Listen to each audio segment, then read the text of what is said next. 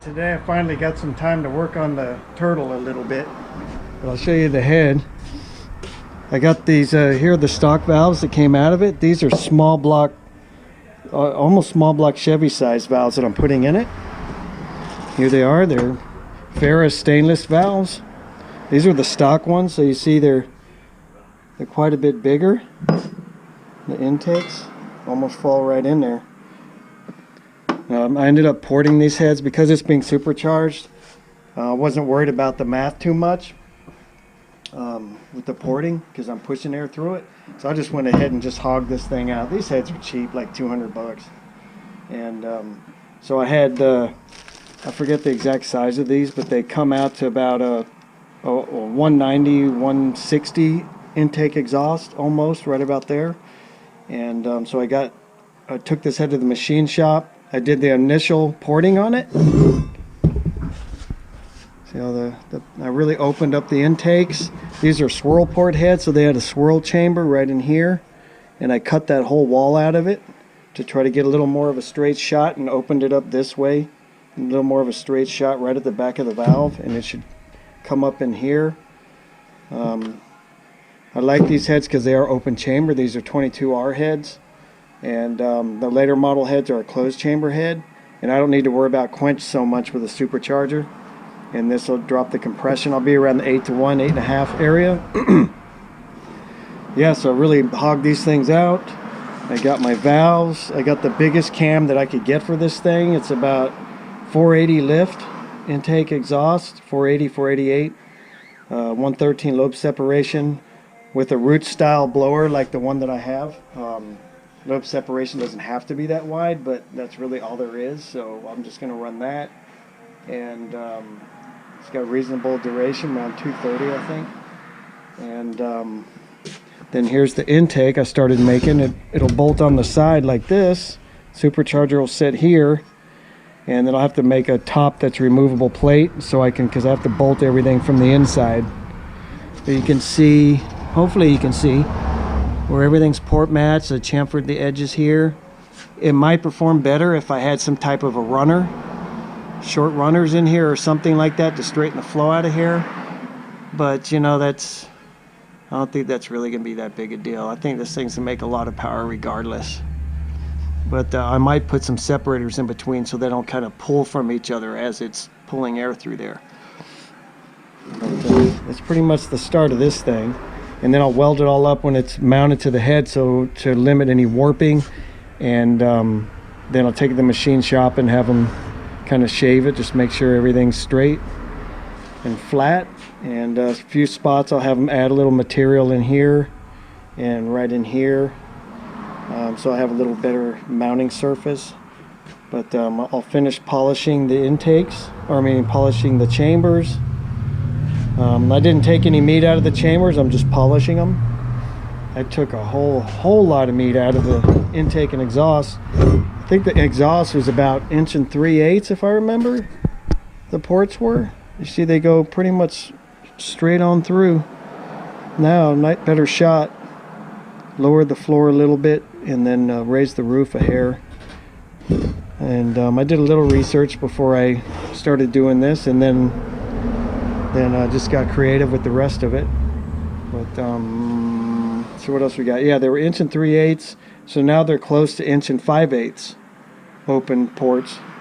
And see, here's the header for it.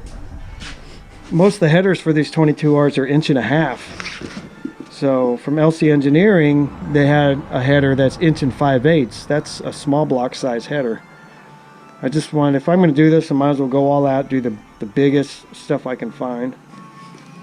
I got my pistons, I got everything in this box. Here's the supercharger. It's the E-Force Edelbrock. It's actually got Eaton internals in it, which are very efficient. So it's actually going to be a little more efficient than the old Wyand mini superchargers. A lot more efficient. Make a lot more power than one of those old-timey things. But it still has the old-timey look. And then the 650 double pumper I got here, I'm going to throw on it. And let's see. Yeah, so I bought a couple of these things for like 10 bucks. and they typically spin too fast. Aluminum takes, if this stuff hits the aluminum, it'll jar it all around. So I got one of these things. It's a variable speed controller. It was real cheap off of Amazon, like 10, 20 bucks or something. You can run full speed or limited and then adjust it. It worked really well. It won't work on brushless setups. This is an old style with little brushes in it, so it works good on that. I had one of these things. This one I was using a roto zip to grind with. Just stuck a grinder wheel in the end of it, but it turns out this is a brushless setup and it didn't work with that thing right there. And with this thing, man, it spins so fast, it's scary. If it grabs, it rips it right out of your hand. And here are some of the neat things I bought here. This company seemed to be pretty good. Yoteful, I got these off Amazon. They seem to be holding up pretty well. And see, here are the metal ones. There's a metal and aluminum ones. So these are all metal. I got the long ones and the shorties. And then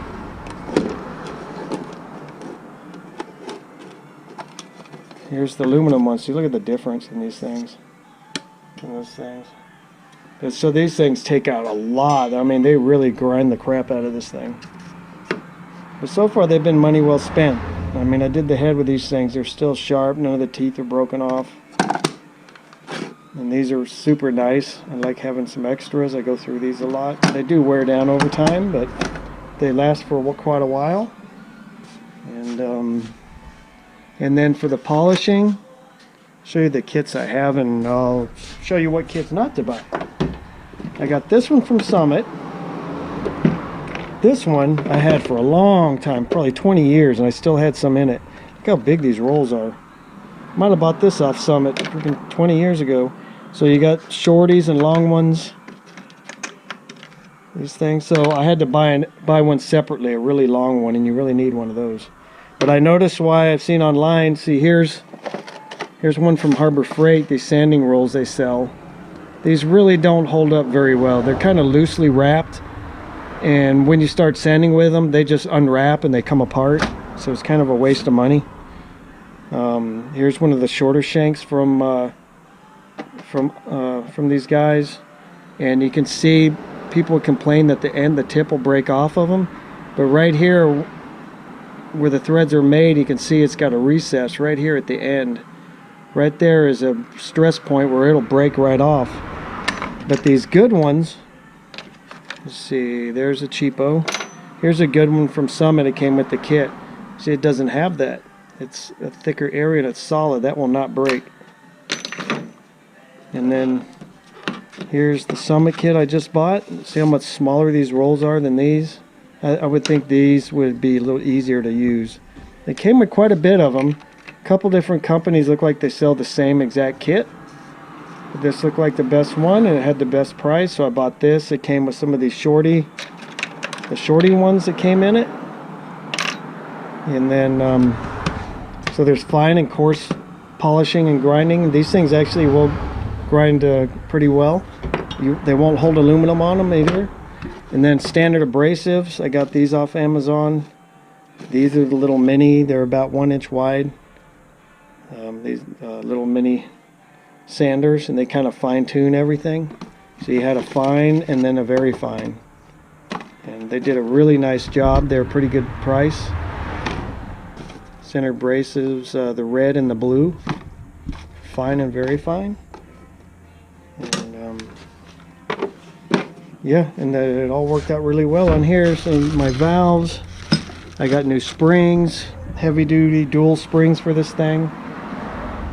So I think I'm ready to send this back to the to get the machine work done on it, get the valve job done, get that done and get it back. I'll get the engine pulled out of the car. I'll get this thing pulled out and just get it built. I've been haven't been doing much on this thing lately. Got some other stuff to do. I have the 50 Buick I'm trying to put together for a guy back there, a friend of mine. Of course, it's missing all kinds of stuff, but yeah, that might help me get back into it again. Get the engine built, and then I can start getting everything else done on it. I guess I could buy the wiring harness kit for it. Speedway sells a good kit. I think it's up to about 160 now. It used to be 130. And get this back and get this back on. I would like the supercharger to sit about 1 inch up, but I need a good solid plate. So what I'll do is I'm gonna have a plate. The supercharger bolts from underneath on the top plate. So I'll cut this out and I'll weld nuts to the backside or studs, and then bolt the supercharger to the plate, and then everything will bolt down on here. So I could take the whole plate off and unbolt everything with it loose. And if I decide to, I could always put a intercooler inside of this box. So it needs to be big enough to put a real thin intercooler in there. The opening is about that big on the supercharger. All right, guys, thanks for tuning in, and we'll try it again next time.